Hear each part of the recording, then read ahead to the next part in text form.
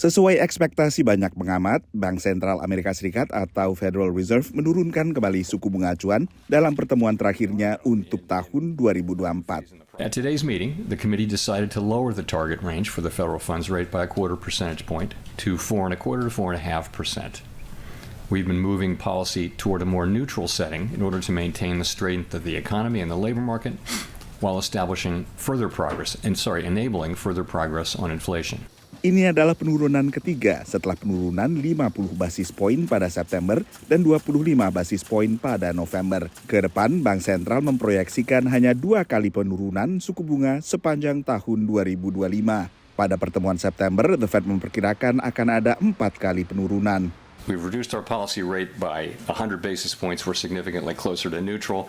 We still think where we are is meaningfully restrictive. And I think from this point forward, it's appropriate to move cautiously and look for progress on inflation. Beragam indikator laju inflasi menunjukkan setelah turun teratur sepanjang tahun, inflasi kembali meningkat signifikan menjelang akhir tahun. Investor pun memahami perubahan proyeksi oleh The Fed. I looked last year, a year ago, we sat here and the Fed was talking 6 or 7 rate cuts in 2024, and this was the third one. So I think 4 to 2 makes sense. I'm at 0 for next year. I don't necessarily think they're going to do that. I think inflation is going to continue to go up.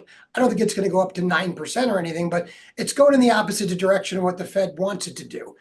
And I think that's an environment where you're not going to cut into that. And I think they've kind of pigeonholed themselves now where they certainly can't be raising.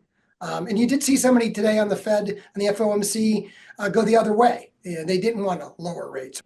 Pada saat yang sama, penciptaan lapangan kerja mengalami perlambatan signifikan akibat suku bunga tinggi, menguatkan desakan bagi The Fed untuk terus melakukan pelonggaran. I don't think inflation is as much of an issue as the people that really fear it. And yes, the headline numbers are going up, but if you look into what makes up that headline number, the housing portion is such a big portion of the headline CPI anyways. And, that is in not real-time data. So if you look at some of the hot markets and if you track real-time rents, we know that those have come down. Pertemuan The Fed selanjutnya yang merupakan pertemuan pertama untuk 2025 bakal berlangsung pada akhir Januari. Dan berbagai faktor akan dipertimbangkan The Fed saat itu, termasuk diantaranya penciptaan lapangan kerja dari data yang terbit dari Debtnaker pada 10 Januari, dan juga data seputar inflasi yang juga terbit pada pertengahan Januari. Dari Washington DC, saya Nova Purwadi dan tim VOA.